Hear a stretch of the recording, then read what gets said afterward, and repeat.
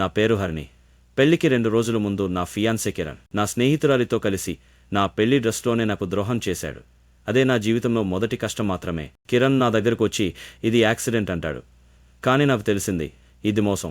అతని మాటలు నమ్మక నేను పెళ్లిని రద్దు చేసుకుంటానని చెప్పాను. నా తల్లిదండ్రులు కోపంగా ఇతరుల దగ్గర పెట్టిన డబ్బుల గురించి ఆలోచించు అంటారు. కానీ నేను స్పష్టంగా చెప్పా, నేను పెళ్లి చేసుకుంటా, కానీ అతనితో కాదు. ఎవరైనా పరాయి వ్యక్తిని పెళ్లి చేసేందుకు నేను సిద్ధం. అప్పుడే అజిత్ అనే వ్యక్తి నా జీవితంలోకి వచ్చాడు. మీకు 100,000 రూపాయలు కావాలా? అయితే నన్ను పెళ్లి చేసుకోండి అని అతను అంటాడు.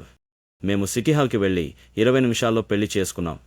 అజిత్ తమాకంగా నిజాయితీగా కనిపించాడు. అతడు నా భార్యని కాపాడుతాను అన్నప్పుడు నన్ను ఆశ్చర్యపరిచాడు. నాన్న, అమ్మ చాలా కోపంగా ఉన్నారు. ఇది ఏం పెళ్లి, మీ కార్డులు ఖాతాలు అన్నీ బ్లాక్ అవుతాయి అని వారన్నారు. ఒక్క హార్టాక్ కూడా డబ్బు లేకుండా పోయింది. అజిత్, నువ్వు విడాకులు తీసుకోవాల్సిన అవసరం లేదు, నేను నిన్ను కాపాడతాను అని చెప్పాడు.